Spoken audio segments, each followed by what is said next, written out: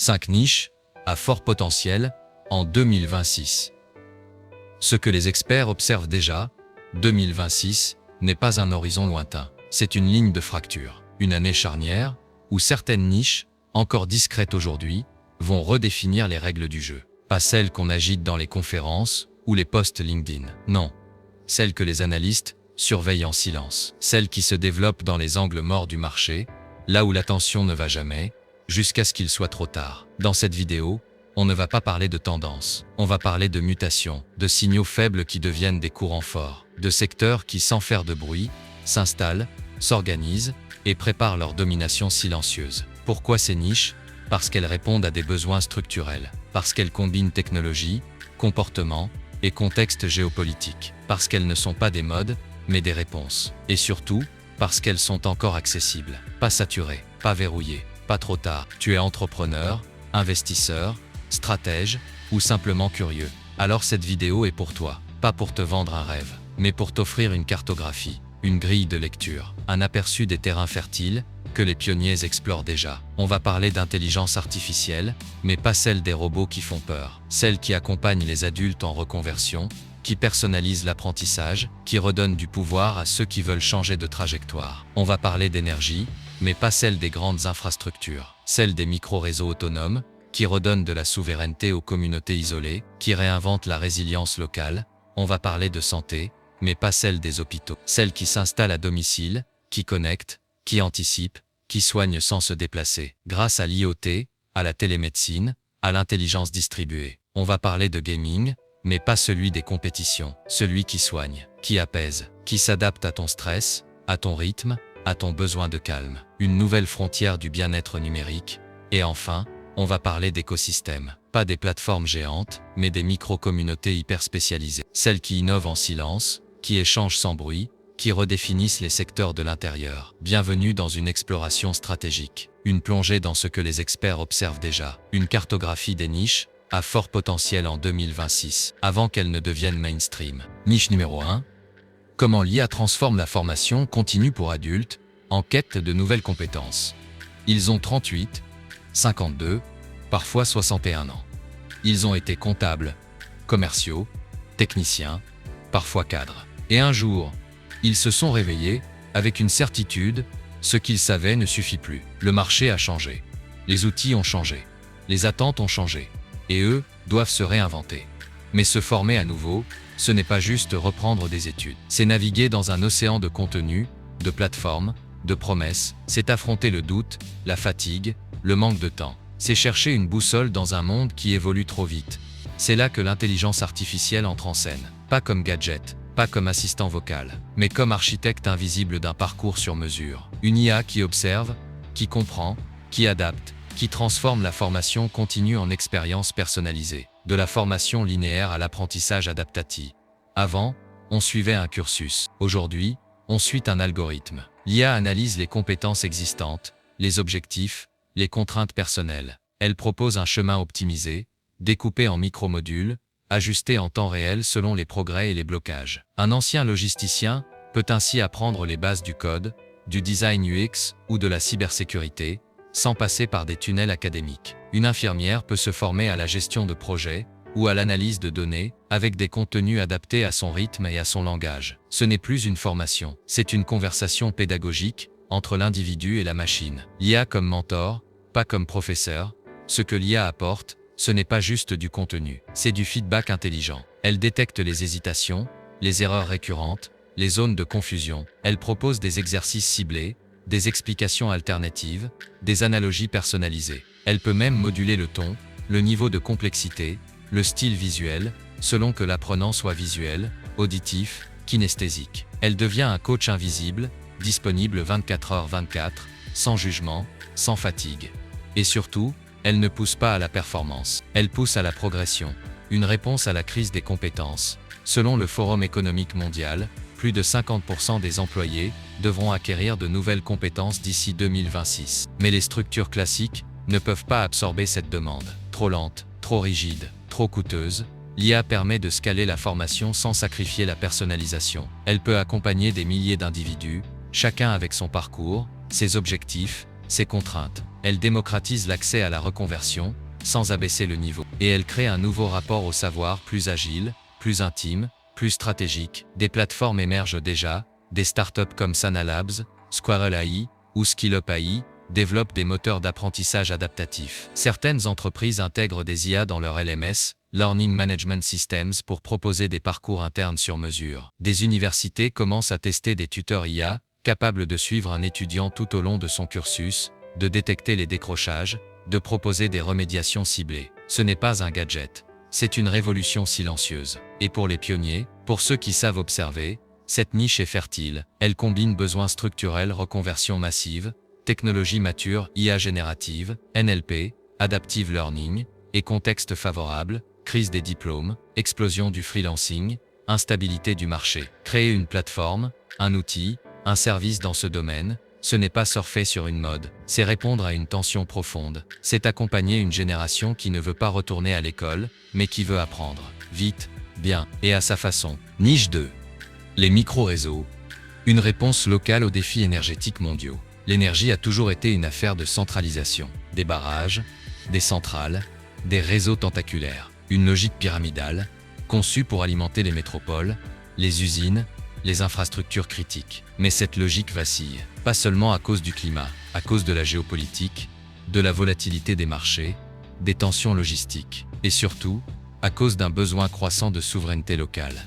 Dans ce contexte, une solution émerge, discrète, mais puissante, les micro-réseaux autonomes d'énergie renouvelable. Des systèmes décentralisés, capables de produire, stocker et distribuer de l'électricité à l'échelle d'un village, d'un quartier, d'une communauté isolée, sans dépendre du réseau national, sans subir les coupures, les hausses de prix, les arbitrages politiques. Une technologie née dans les marges, les micro-réseaux ne sont pas une invention récente. Ils sont nés dans les zones rurales, les îles, les régions en développement, là où le réseau ne va pas, là où l'électricité est un luxe, là où l'autonomie est une nécessité. Mais ce qui était une solution de secours devient aujourd'hui une stratégie proactive. Des villes nordiques, des campus universitaires, des bases militaires, des éco-villages adoptent les micro-réseaux pour sécuriser leur approvisionnement, réduire leur empreinte carbone et tester des modèles énergétiques alternatifs. On passe d'un modèle de dépendance à un modèle de résilience. Comment ça fonctionne ?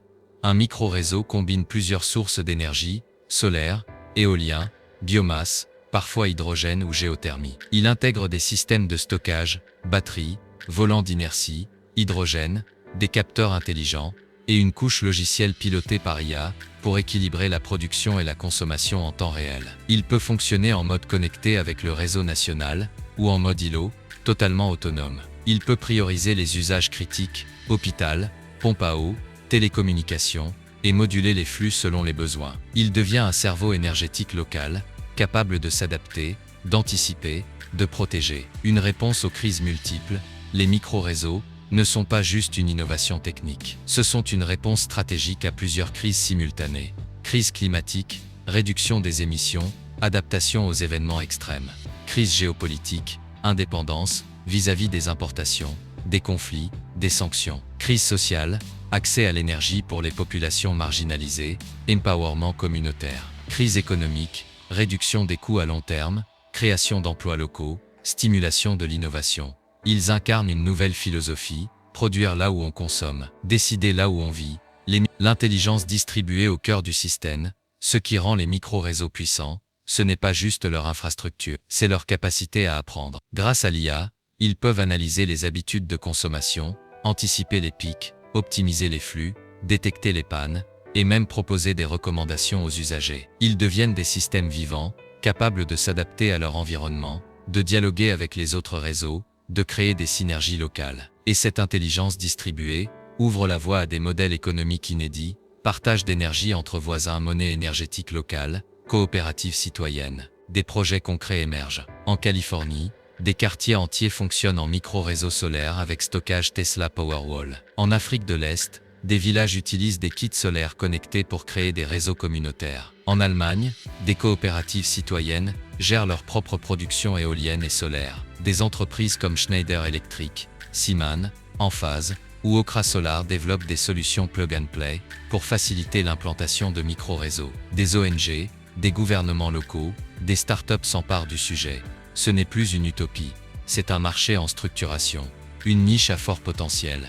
Pourquoi cette niche est stratégique? Parce qu'elle combine nattes mature, panneaux solaires, batteries, capteurs, IA, besoins structurels, accès à l'énergie, résilience locale, transition écologique, contexte favorable, subventions, régulation, conscience citoyenne. Elle permet de créer des solutions concrètes, visibles, utiles. Elle offre des opportunités pour les installateurs, les développeurs, les designers d'interface, les formateurs, les investisseurs. Et surtout, elle répond à une question fondamentale: comment rester éclairé quand le monde s'assombrit? La santé, vous la voyez comment?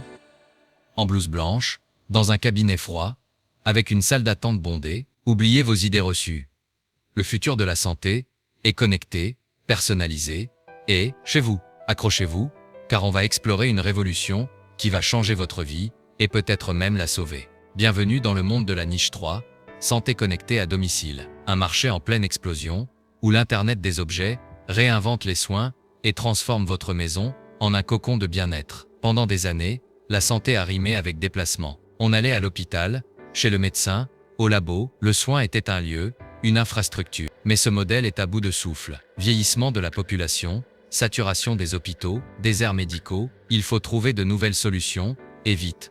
C'est là que la santé connectée entre en jeu. Une médecine distribuée, discrète, personnalisée, qui s'invite chez vous grâce à l'Internet des objets IoT, à la télémédecine et à l'intelligence artificielle. Imaginez un monde où votre corps communique en temps réel avec votre médecin, où les maladies sont détectées avant même l'apparition des symptômes, où les soins sont adaptés à vos besoins spécifiques. C'est la promesse de la santé connectée. Alors, concrètement, comment ça marche? Imaginez des capteurs biométriques discrets qui mesurent votre rythme cardiaque, votre température, votre niveau d'activité. Des montres connectées qui analysent la qualité de votre sommeil et détectent les anomalies. Des balances intelligentes qui suivent votre poids et votre composition corporelle. Des piluliers connectés qui vous rappellent de prendre vos médicaments. Votre corps devient une véritable mine d'informations. Mais attention, l'enjeu n'est pas seulement de collecter des données, c'est de les interpréter, de les transformer en informations utiles pour votre santé. C'est là que l'intelligence artificielle entre en scène. Grâce à des algorithmes sophistiqués, on peut analyser vos données, détecter les signaux faibles, prédire les risques et personnaliser les traitements. Prenons l'exemple de Marie, une retraitée de 75 ans, qui vit seule. Grâce à un système de capteurs installé chez elle, on peut suivre ses déplacements et détecter les chutes. Le jour où Marie a fait une chute, le système a immédiatement alerté les secours, qui sont arrivés à temps pour la secourir. Sans la santé connectée, Marie serait peut-être restée des heures au sol, sans assistance. C'est ça, la puissance de la santé connectée: sauver des vies, améliorer la qualité de vie et redonner de l'autonomie aux personnes âgées. Et parlons de la télémédecine. Fini les heures d'attente chez le médecin. Grâce aux consultations vidéo, vous pouvez parler à un professionnel de santé depuis votre salon, en quelques clics. Vous pouvez lui montrer vos symptômes, lui poser vos questions, et obtenir un diagnostic et un traitement adapté. La télémédecine, c'est un gain de temps, un gain d'argent, et un accès aux soins facilité pour tous, surtout dans les zones rurales, où les médecins sont rares. Mais attention, la santé connectée n'est pas sans défi. Il faut garantir la confidentialité de vos données personnelles,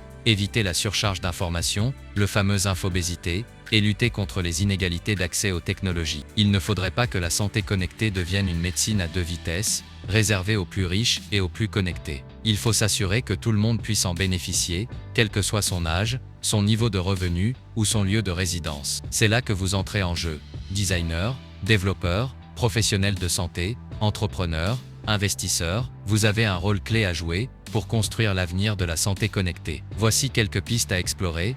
Développer des applications intuitives et faciles à utiliser pour les personnes âgées, les personnes handicapées, les personnes atteintes de maladies chroniques. Concevez des objets connectés discrets et esthétiques qui s'intègrent harmonieusement dans l'environnement domestique. Créez des plateformes de télémédecine sécurisées et performantes qui permettent aux médecins de suivre leurs patients à distance et de leur offrir des soins de qualité. Inventez des solutions innovantes pour protéger la confidentialité des données personnelles et garantir la sécurité des systèmes. Mettez en place des programmes d'éducation et de sensibilisation pour aider les patients à utiliser les technologies de santé connectée de manière efficace et responsable. Investissez dans des startups prometteuses qui développent des solutions de santé connectée innovantes et accessibles à tous. Alors, prêt à relever le défi, prêt à construire un avenir où la santé est plus connectée, plus personnalisée et plus humaine? Pour cela, il faut se poser les bonnes questions. Comment soigner sans déplacer? Comment accompagner sans envahir? Comment redonner du pouvoir aux patients sans les noyer sous un flot d'informations? Comment garantir l'équité et l'accès aux soins pour tous? La santé connectée est bien plus qu'une simple tendance technologique. C'est une véritable révolution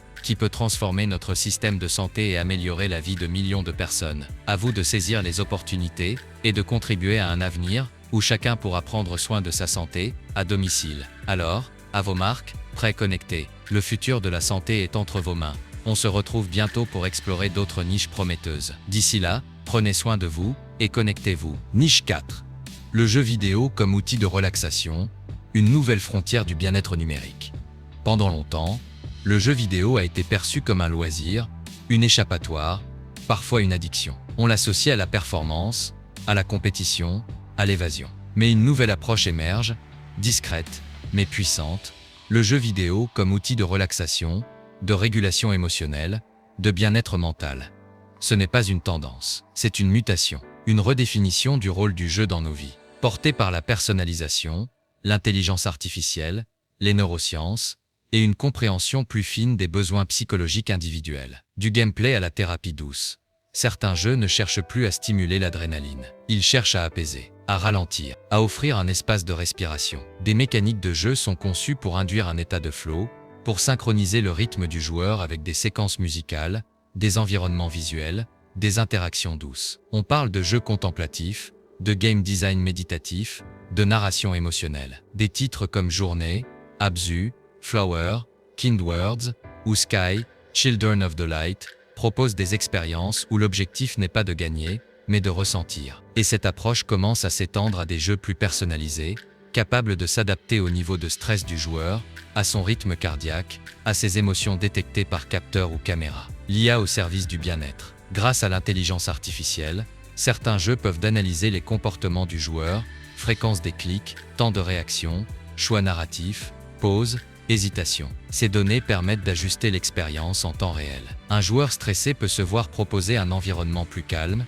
une musique plus douce, une interaction plus lente. Un joueur agité peut être guidé vers des mécaniques de respiration, de visualisation, de recentrage. L'IA devient un chef d'orchestre émotionnel, capable de moduler l'expérience pour favoriser la détente, la concentration, la régulation. Une réponse aux tensions contemporaines. Burnout, anxiété, surcharge cognitive, hyperconnexion. Le besoin de régulation mentale n'a jamais été aussi fort. Mais les solutions classiques, méditation, thérapie, sport, ne conviennent pas à tous. Le jeu vidéo offre une alternative accessible, ludique, intime. Il permet de créer un espace personnel, sécurisé, où l'on peut se reconnecter à soi, sans pression sociale, sans jugement. Il devient un outil de soins discret, intégré dans le quotidien, compatible avec les rythmes modernes. Et pour les générations nées avec le numérique, il représente une interface naturelle, intuitive, familière. Des formats émergents.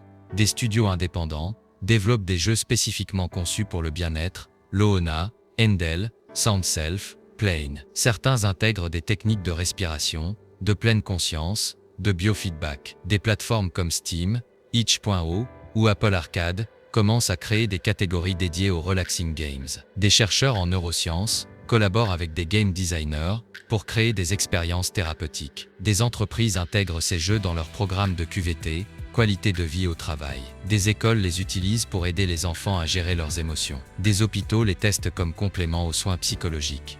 Une niche à fort potentiel. Pourquoi cette niche est stratégique? Parce qu'elle combine un besoin sociétal massif, stress, anxiété, isolement. Une technologie mature IA, capteur biométrique, moteur de jeu, un contexte favorable, acceptabilité croissante, recherche scientifique, demande institutionnelle. Elle offre des opportunités pour les studios, les thérapeutes, les UX designers, les chercheurs, les investisseurs. Elle permet de créer des expériences utiles, sensibles, innovantes. Et surtout, elle pose une question fondamentale.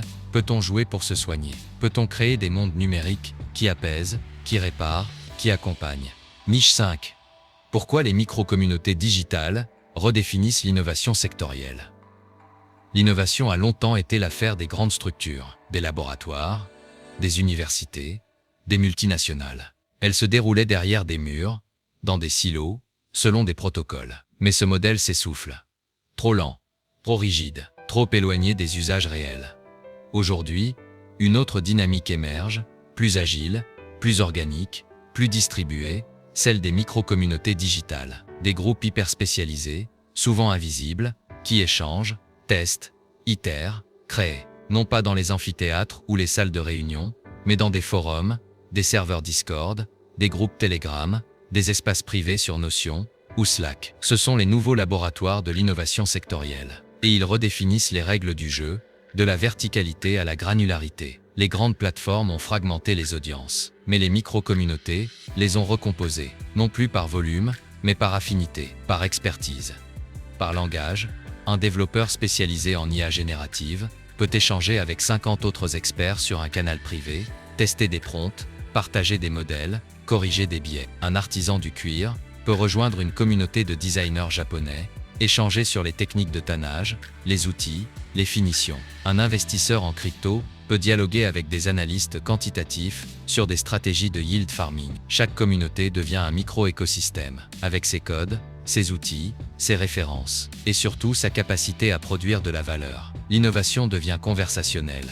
Dans ces espaces, l'innovation ne suit pas un protocole. Elle suit une logique de ping-pong. Une idée est lancée, critiquée, améliorée, détournée, testée. Les cycles sont courts, les retours sont immédiats, les erreurs sont acceptées, les succès sont partagés. On ne cherche pas à publier, on cherche à comprendre, à résoudre, à avancer. Et cette dynamique conversationnelle permet de faire émerger des solutions inattendues, des usages non prévus, des hybridations inédites. L'innovation devient vivante, organique, contextuelle. Une intelligence collective distribuée. Ce qui rend ces micro-communautés puissantes, ce n'est pas leur taille, c'est leur densité cognitive. Leur capacité à agréger des savoirs, des expériences, des intuitions, à croiser des disciplines, à confronter des points de vue, à prototyper rapidement. Elles fonctionnent comme des cerveaux distribués, capables de traiter des problèmes complexes, de générer des insights, de produire des solutions. Et cette intelligence collective est souvent plus pertinente que celle des comités d'experts, parce qu'elle est connectée au terrain, parce qu'elle est motivée par la passion, pas par la hiérarchie. Des cas concrets, dans le domaine de la santé, des communautés de patients chroniques échangent sur les traitements, les effets secondaires, les alternatives. Certaines ont permis de faire émerger des protocoles non officiels, mais efficaces. Dans la tech, des groupes de développeurs ont créé des frameworks, des bibliothèques, des outils qui sont devenus des standards, sans passer par les circuits classiques. Dans la finance, des communautés d'investisseurs ont détecté des signaux faibles, anticipé des tendances, structurer des stratégies avant les analystes institutionnels. Dans l'éducation, des enseignants partagent des méthodes, des ressources, des outils, et créent des modèles pédagogiques alternatifs. Ce ne sont pas des anecdotes, ce sont des mécanismes d'innovation distribués. Une niche à fort potentiel. Pourquoi cette niche est stratégique? Parce qu'elle permet de identifier des signaux faibles avant qu'ils ne deviennent des tendances. Tester des idées sans passer par des cycles de validation lourds, accéder à des expertises pointues, souvent inaccessibles autrement. Créer des produits ou services en co-construction avec les utilisateurs, elle offre des opportunités pour les marques, les chercheurs, les entrepreneurs, les investisseurs. Elle permet de créer des ponts entre secteurs, entre disciplines, entre cultures. Et surtout, elle pose une question fondamentale: l'innovation doit-elle encore venir d'en haut, ou peut-elle émerger d'un canal Discord, d'un thread Reddit, d'un espace Notion partagé? Ce que les experts observent déjà, et que vous pouvez encore anticiper.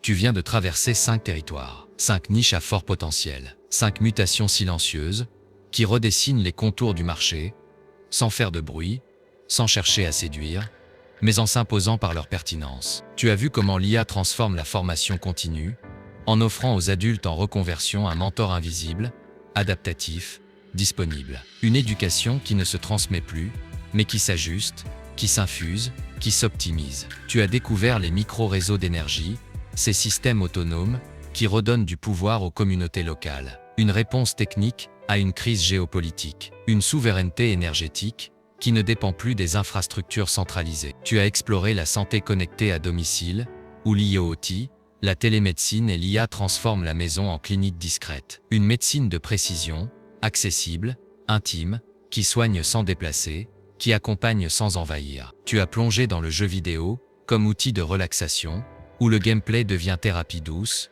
où l'IA orchestre le bien-être, où le numérique apaise au lieu de distraire. Une nouvelle frontière du soin émotionnel, ludique et personnalisé. Et enfin, Tu as compris pourquoi les micro-communautés digitales redéfinissent l'innovation sectorielle. Des cerveaux distribués, des laboratoires invisibles, des conversations qui produisent plus que les comités. Une intelligence collective qui ne demande pas la permission pour innover. Ce n'est pas une prédiction, c'est une cartographie.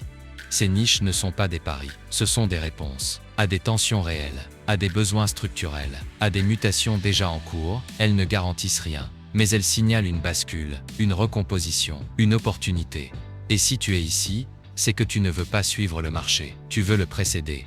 Tu veux comprendre avant que ça devienne évident. Tu veux agir avant que ça devienne saturé. Alors voici la formule d'or. Si cette vidéo t'a éclairé, t'a inspiré, t'a donné des idées, like pour signaler ton intérêt, abonne-toi pour ne pas rater les prochaines cartographies, et surtout partage à ceux qui pensent comme toi, ceux qui veulent comprendre avant d'agir, ceux qui veulent agir avant que tout le monde s'en aperçoive. Et si tu veux aller plus loin, creuser une niche, construire un projet, incarner une vision, les commentaires sont ouverts. Je lis tout, je réponds, et parfois, je collabore.